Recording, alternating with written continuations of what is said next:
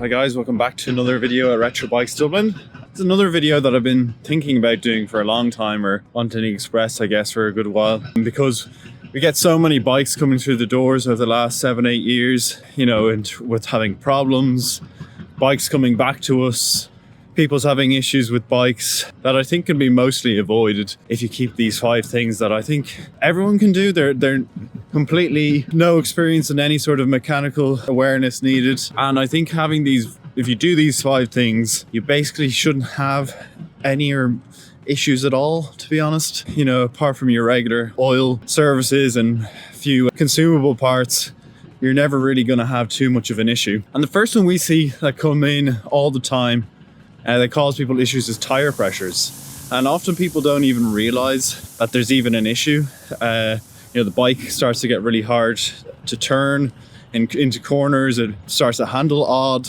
They think the tires are worn, or they don't really even notice. Particularly even on smaller capacity bikes where the resistance of a tire that's at 10 psi or something like that is more prevalent. But just keeping your tire pressures in check makes a huge difference to how the bike handles. It's not really like a car where you have quite a lot of surface area on the ground. With a bike, you only have very small patches, and if the tire pressures are off, then it really makes a big difference. So the first one would be tire pressures, and I mean, you can go to your local garage and do that once a month, and you know, while you're getting petrol, essentially, while you're at it, and keep that up. The next one that causes a lot of issues is battery related issues. So you know, the battery is gone flat, or starts clicking, your bike's not starting, maybe there's some other electrical issues going on, and it causes a lot of issues, and people start to freak out when their battery starts going low or something. So we always recommend that people purchase a trickle charger. You can get them off of Amazon or similar to that for about 25-30 euros, something like that. So if you put on a trickle charger, get that all those issues, your battery and the bike not starting, even if you get a little jump pack, is highly advised. It'll stop you from breaking down in the middle of nowhere, or coming down to your bike after a while, particularly if you're going to let the bike sit for a while, which is the next one on the list we'll talk about, is to get a trickle charger. Another one is that we get all of the time and causes huge amount of issues is fuel. Fuel is a big deal these days with everything going from E5 to E10. It's causing a lot of issues, more so on the bikes that we deal with as well, which are kind of carbureted bikes, older bikes from the early 2000s and back. We have about, how many calls a week do we get about bikes not running properly, bikes doing something odd? I think fuel stabilizer is a big one. They come in little 50 or 100 ml bottles essentially, and you just top it into your fuel or into your fuel tank. If you're going to let the bike sit for a while, it's highly advised you just swish it around a little bit, move the bike side to side, front and back, mix it into the fuel, and it keeps the fuel from going off, which causes a lot of issues and could be hundreds of euros in labor to either empty the tank, put new fuel in, and clean out carbs to get the bike up and running again, which is a big one as well. So if you're going to let the bike sit, buy a little thing of, I think it's about 5 to 10 euros, fuel stabilizer, get it on Amazon, other places, wherever, and it'll save you a fortune. The other one then is maybe a luxury, but and feeds into the fifth one that we'll go on to. But that would be not leaving the bike sit outside. So what we mean by this, it's unavoidable, and the whole point of a bike is that it's easy to use, and you can put it out, you can lock it up to a pole or something like that and leave it out. But if you're going to be leaving it out overnight all of the time, and I'm guilty of this, I do leave my bike out the odd time, but be aware that the bike, if it's left sitting, if you put it in the rain and it's outside in the elements, things start to rust, particularly around chains. You start to get issues and brakes, all that kind of stuff.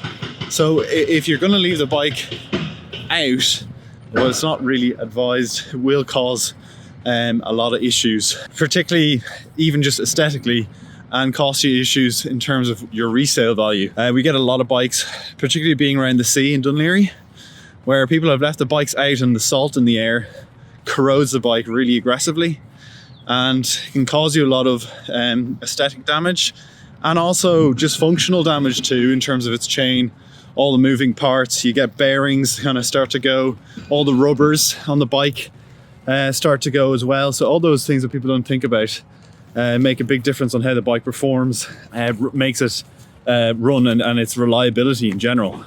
If you can, obviously inside is the best, but I know that's a luxury that many don't have. Getting a good quality cover, not one that's just made out of crap and you put it over top and it essentially doesn't really do anything.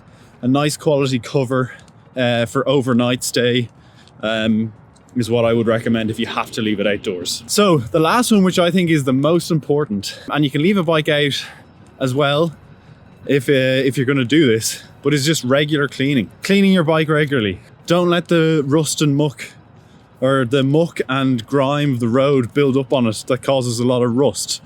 All the rubbers, all the seals, all the brake pads, everything, all that gets clogged with dirt and grime, builds up and starts to rust and cause you issues. Fueling issues, exhaust blows, all of those things and the above have come from just not cleaning the bike. We get it all the time that we have, bikes coming in, people going, well, how could this ever go wrong on my bike? And the bike is absolutely filthy. All the seals, all the dust caps, everything has been eaten away by all the stuff from the road and not cleaning it for months and months. And one thing what you get when you do clean a bike as well is you start to see things. So you can see things, oh, this is going wrong, that's not going right. If that looks like it's had a bit of damage. So you can kind of pick up on things that are happening with your bike as you clean it. But I think it's the number one thing that you should do is just to clean your bike. Have it nice, have it look well. Have pride in your motorcycle that you have, even if you are just using it for couriering in and out of work. Those are the main things. And I think if you do all 5 of those things, you basically won't have anything other than just regular maintenance on a bike. It'll avoid a lot of bigger issues that come down the line. And look, there's sometimes shit happens and something unavoidable happens and something blows up or whatever. But yeah, I think overall you need to keep up on those 5 things. So they were tire pressures to begin with, battery trickle charger, fuel stabilizer, and not leaving the bike outside as much as you can, and then just cleaning the bike. So what do you guys reckon on those? I think I'm talking absolute waffle. I don't think I am. Talking from experience of people bringing bikes in for the last 8 years, maintaining them, fixing them, repairing them, and selling them. So let us know what you think in the comment section below. But if you did like the video, please do leave a like, comment, and subscribe.